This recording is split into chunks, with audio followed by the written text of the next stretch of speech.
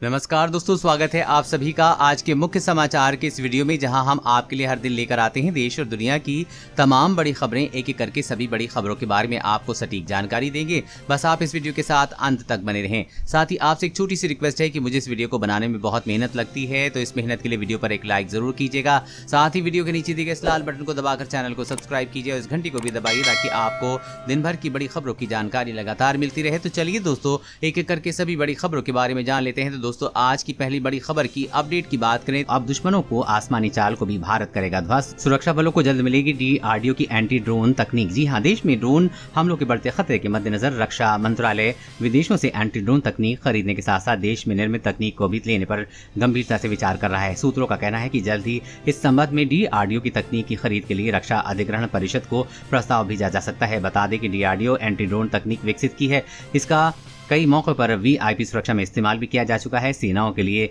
Israel की anti drone तकनीक भी खरीदने के प्रयास चल रहे हैं, जिसमें कि एक डिवाइस होती है जिसे राफेल पर फिट करके उड़ते ड्रोन पर निशाना लगाया जा सकता है। DRDO की एंटी ड्रोन तकनीक कहीं ज्यादा प्रभावी है। इसके जरिए 3-4 किलोमीटर के दायरे में ड्रोन की फ्रीक्वेंसी को जाम किया जा सकता है तथा लेजर वेपन से हमला कर उसे नष्ट किया जा सकता है। और अगली बड़ी खबर की बात करें तो कोरोना से उबरने के बाद स्वाद और गंध को वापस लाने में लग सकता है 1 साल तक का वक्त। जी हाँ, क्या कोरोना वायरस महामारी से उबरने के बाद सूंघने और स्वाद लेने की आपकी क्षमता चली गई है? इससे वापस लौटने में 1 साल का वक्त लग सकता है। हालिया एक शोध में इसका खुलासा हुआ है। साल 2020 की शुरुआत में फैली इस महामारी से संक्रमित होने के बाद लोगों में सूंघने और स्वाद लेने की दिक्कत आने की समस्या देखी गई है। इसका लोगों की जिंदगी पे काफी असर पड़ा है। शोधकर्ताओं ने कोरोना से पीड़ित 97 मरीजों का निरीक्षण किया है, जिनमें पूरे 1 साल तक के लिए स्वाद लेने और सूंघने की क्षमता चली गई थी।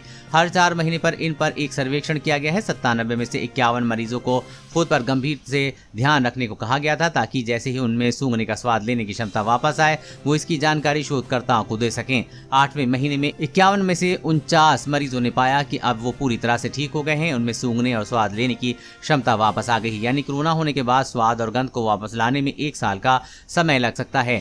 और अगली बड़ी खबर की बात करें तो केंद्र सरकार ने लॉन्च किया PM दक्ष पोर्टल। रोजगार को बढ़ावा देने के लिए दी जाएगी स्किल ट्रेनिंग। जी हाँ, केंद्रीय सामाजिक न्याय और अधिकारिता मंत्री ने आज PM दक्ष पोर्टल और ऐप की शुरुआत की है। ये पिछड़ा वर्ग, अनुसूचित जातियों और सफाई कर्मचारियों के लिए कौशल विकास योजनाओं को सुलभ बनाने को लेकर शुरू किया गया। सामाजिक न्याय एवं अधिकारिता मंत्रालय द्वारा प्रधानमंत्री दक्ष और कुशल संपन्नता हितग्राही यानी कि PM दक्ष योजना लागू की जा रही है। इस योजना के तहत योग्य लोगों को ये सब ट्रेनिंग दी जाएगी। वहीं बताया जा रहा है कि सरकारी ट्रेनिंग इंस्टीट्यूट देंगे, जिनका गठन सरकार का मंत्रालय करेगा या फिर अन्य विश्वसनीय संस्थान करेंगे। और अगली बड़ी खबर की बात करें तो एस्ट्राजेनेका और फाइजर को लेकर नया दावा। 10 हफ्ते के बाद 50% कम हो जाता है एंटीबॉडी का लेवल। जी हां, कोरोना वायरस से निपटने के लिए जिन फाइजर और एस्ट्राजेनेका के टीकों को रामबाण इलाज बताया जा रहा है, उनको लेकर मशहूर हेल्थ जर्नल द लेसेंट ने अपनी ताज़ा स्टडी रिपोर्ट में चौंकाने वाला खुलासा किया है। रिपोर्ट में बताया गया कि फाइजर और एस्ट्राजेनेका के टीके पूर्ण टीकाकरण के 6 सप्ताह बाद एंटीबॉडी का स्तर कम होना शुरू हो जाता है और ये एंटीबॉडी 10 सप्ताह में 50% से ज्यादा कम हो जाती है। शोधकर्ताओं ने स्टडी में पाया है कि यदि इस दर से एंटीबॉडी का स्तर गिरता है तो इस बात की चिंता है कि कोरोना के नए वेरिएंट के खिलाफ टीकों के सुरक्षात्मक प्रभाव कम हो सकते हैं।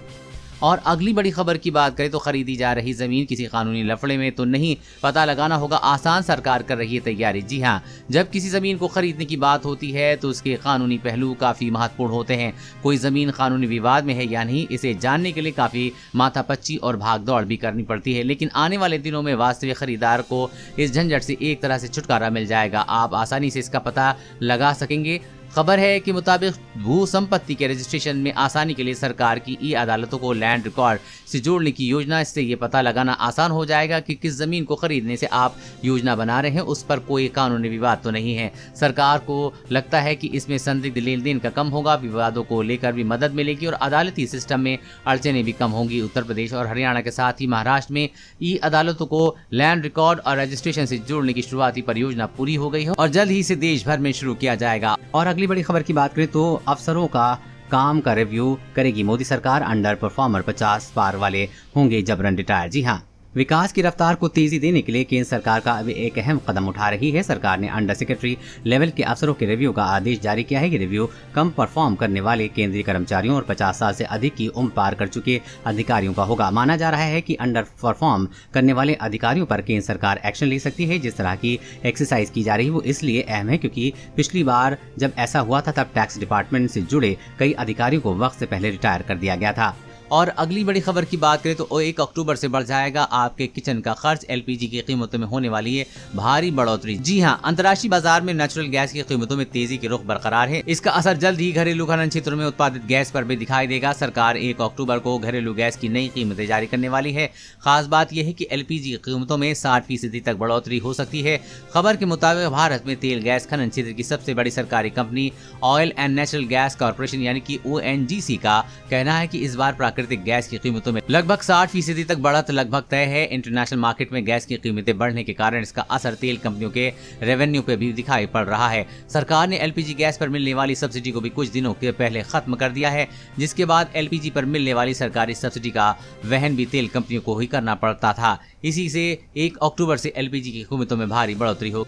और अगली बड़ी खबर की बात करें तो जानलेवा कोविड-19 से बचाव में 93% तक कारगर है कोविशील्ड वैक्सीन। मृत्यु दर में भी आई कमी। जी हाँ, जानलेवा वायरस कोरोना से बचने का सबसे कारगर तरीका वैक्सीन ही है। इस समय देश में मुख्य रूप से कोविशील्ड और कोवैक्सीन की डोज लोगों को कोरोना वायरस से बचाने के लिए लगाई जा रही है। अब तक देश भर में करीब 45 करोड़ लोगों को वैक्सीन की डोज लग चुकी है। अब कोविशील्ड को लेकर सरकार ने कुछ खुलासे किए हैं। सरकार की तरफ से जानकारी दी गई है कि कोरोना से बचाव में कोविशील्ड 93% तक कारगर है, जबकि इसमें मृत्यु दर में 98% तक की कमी पाई गई है। कोविड-19 से बचाव में टीकाकरण की भूमिका के बारे में बताते हुए डॉक्टर पॉल ने कहा है कि वैक्सीनेशन वायरस के संक्रमण को कम करता है। टीकाकरण किसी भी तरह से वायरस से बचाव की पूरी गारंटी नहीं है, इसलिए हमें वैक्सीनेशन के साथ साथ कोरोना काल में सावधानी बरतने की आवश्यकता है। और अगली बड़ी खबर की बात करें तो अलर्ट नो नंबर मतलब मुसीबत भूल कर भी न रिसीव करें ऐसी कॉल, नहीं तो हो जाएगा भारी नुकसान। जी हाँ, आजकल फ्रॉड के मामले लगातार बढ़ते जा रहे हैं। ऐसे में सभी को सचेत रहने की जरूरत है, नहीं तो भारी नुकसान का सामना करना पड़ सकता है। जहां ईमेल, OTP और SMS के जरिए फ्रॉड के मामले बढ़ते जा रहे हैं, वहीं अब हैकर्स इंटरनेशनल कॉल के बहाने लोगों को चूना लगा रहे हैं। इसको लेकर सरकार लगातार लोगों को वार्निंग देती रही है, लेकिन इसके बावजूद भी लोग इसके शिकार होते जाते हैं। इसी कड़ी में दूरसंचार विभाग भी लगातार सभी मोबाइल यूजर्स को मैसेज भेजकर इस तरह के फ्रॉड से बचने की सलाह दे रहा है। अगर आपके पास नो नंबर वाले कॉल आ रहे हैं तो बता दें कि एक फ्रॉड कॉल हो सकता है और डॉट के अनुसार आपको उन्हें तुरंत इसकी जानकारी देनी चाहिए और इससे बचकर रहना बेहद जरूरी है। और अगली बड़ी खबर की बात करें तो दिल्ली कोर्ट का बड़ा फैसला, गोद लिए बच्चे को भी गुजारा भत्ता देना पिता का दायित्व। जी हाँ, अपने बच्चों को गुजारा भत्ता देने के एक मामले में अदालत ने निर्देश दिए हैं कि प्रतिवादी पिता को अपने गोद लिए बच्चे को भी गुजारा भत्ता देना होगा, जबकि प्रतिवादी का कहना है कि ये बच्चा पत्नी की इच्छा से गोद लिया गया था, इसलिए वो गुजारा भत्ता नहीं देगा। परंतु अदालत ने कहा है कि ये पिता का दायित्व है कि वो पत्नी के साथ बच्चे के गुजारे भत्ते का भुगतान भी करे। अदालत ने इस मामले में प्रतिवादी की उस चुनौती याचिका को खारिज कर दिया जिसमें उसने कहा था कि बच्चे को पत्नी ने गोद लिया था, इसलिए अब उसके लालन पालन की जिम्मेदारी पत्नी पर ही डाली जानी चाहिए। जबकि अदालत ने कहा कि वादी पत्नी की तरफ से अदालत के समक्ष गोदनामा पेश किया गया था जिसमें पति पत्नी दोनों के हस्ताक्षर थे। इससे साफ है कि बच्चे को गोद लेने में दोनों की सहमति थी। अब क्यों दोनों ने सहमति से ये करार किया था, तो बच्चे के लालन पालन की जिम्मेदारी दोनों की बनती है। और अगली बड़ी खबर की बात करें तो गृह मंत्रालय ने जारी की नई गाइडलाइन, देश के सभी पुलिस स्टेशनों में लगेंगे CCTV कैमरे। जी हाँ, केंद्रीय गृह मंत्रालय ने लोकसभा को सूचित किया है कि उसने सभी राज्यों और केंद्र शासित प्रदेशों के सभी पुलिस स्टेशनों में CCTV कैमरे लगाने के लिए एक गाइडलाइन जारी की है। गृह राज्य मंत्री नित्यानंद राय ने लोकसभा में एक लिखित रिप्लाई दी है जिसमें कहा गया है कि सुप्रीम कोर्ट ने पिछले साल अपने आदेश में राज्यों और केंद्र शासित प्रदेशों के पुलिस स्टेशनों और केंद्रीय जांच एजेंसियों के कार्यालयों में कैमरे लगाने का विस्तृत निर्देश दिया था, जिस पर सख्ती से अमल किया जा रहा है और जल्द ही देश के सभी पुलिस स्टेशनों में CCTV कैमरे लग जाएंगे। और अगली बड़ी खबर की बात करें तो वैक्सीन नहीं लगाने वालों को कोरोना वायरस के बाद दोबारा संक्रमित होने की संभावना दोगुनी। जी हां, अमेरिका की एक स्टडी में बताया गया है कि पूरी तरह वैक्सीनेट हो चुके लोगों की तुलना में टीका नहीं लगवाने वाले लोगों को कोरोना वायरस से दोबारा संक्रमित होने की संभावना दोगुनी है। ये स्टडी राज्य के वयस्कों पर की गई है जो 2020 से संक्रमित होने के बाद इस साल दोबारा संक्रमित हो गए। रिपोर्ट के मुताबिक स्टडी में पाया गया है कि फाइजर, मॉडर्ना या जॉनसन एंड जॉनसन वैक्सीन से पूरी तरह टीकाकरण करवा चुके लोगों की तुलना में वैक्सीन लगाने वालों को दोबारा संक्रमित होने की संभावना 2.34 गुना ज्यादा थी। इस स्टडी में ये पता चला है कि संक्रमित होने के बाद शरीर में बनी एंटीबॉडी भी कम समय तक रही है और इसके पीछे कोविड-19 के नए वेरिएंट को जिम्मेदार माना गया है।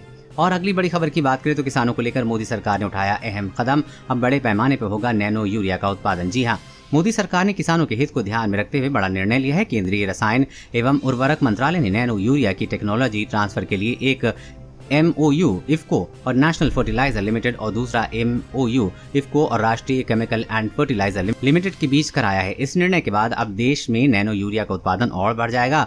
इस मौके पर केंद्रीय रसायन एवं उर्वरक मंत्री मनसुख मंडाविया ने कहा है कि रासायनिक उर्वरक का इस्तेमाल आप कम करें। नैनो यूरिया इस दिशा में एक महत्वपूर्ण कदम है। तो दोस्तों, आज की खबर में बस इतना ही। इसी तरह हर रोज काम की खबरें जानने के लिए आप हमेशा हमारे साथ जुड़े रहें। हमारे साथ जुड़ने के लिए वीडियो के नीचे दिए गए इस लाल बटन को दबाएं और साथ ही इस घंटी को भी दबाइए ताकि आपको हर खबर की सटीक जानकारी मिल सके।